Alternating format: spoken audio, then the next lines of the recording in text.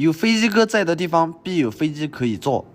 最近天天下雨，已经连续下了1个多月的雨。这2天天气变好了，也出太阳了。过来把之前包的一个地基给它挖掉，依然是叫飞机哥过来拉泥巴。只不过飞机哥还没过来，我先把这个口子给它开好，一会儿好在这里装车。挖机上面全是一排电线，如果不搭个台子的话，根本装不了车。下面又是大马路，咱们也不能把人家的路给它封掉，所以咱们只能随便挖一下，挖机能上得去就先把挖机开上去，免得封路。天气晴朗，挖机已经开上去，坐等飞机哥过来。这个路口现在还没挖出来，看上去特别窄，还不够挖机施工。然而东家的地基却是在这个最上面，离地面6-7米，我估计这条路以后修出来应该很陡。不过不管它，那都是东家的事。飞机哥现在倒是过来了，只不过这第一车属实有点难装，上面是密密麻麻的电线，挖机也没有多余的位置，后面也不能挖掉。唉，这就像书上说的那样，开头难，结尾烦。中间好干的轮不到咱们干，但是咱们既然接了这个活，就得给人家干好，哪怕慢慢干也要干。还好飞机哥的车不是太大，不然这装一车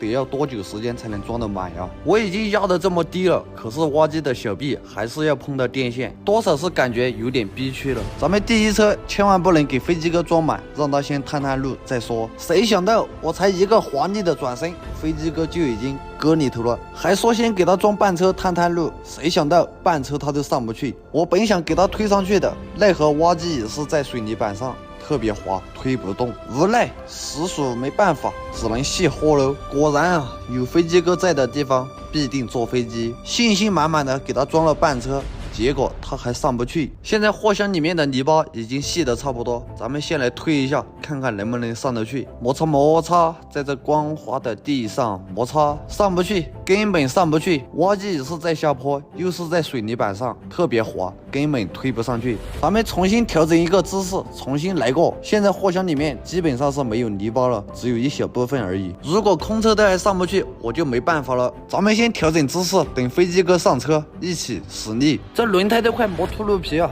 不行了，赶紧换姿势吧，一会儿再把轮胎磨爆了就得不偿失了。刚才推不上去，我觉得是他的货箱太高了，推不动。现在我让他把货箱放下来，再一起使力。来来来，给油给油！哎呀，这不轻轻松松的吗？早点把货箱放下来，早点就搞上去了。把飞机哥推上去，还得赶紧把这些泥巴全部甩到后面去，不能影响别的车路过。和飞机哥在一起，不仅爱坐飞机，还会烧胎。就这么个小坡，他都上不去，还在原地烧胎，没办法了。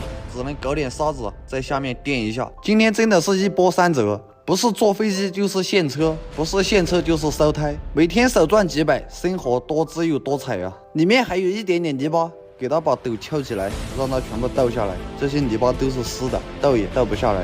看看咱们飞机哥是多么讲究的一个人，就剩这么一点泥巴在货箱里面，他都非得要给它刮干净。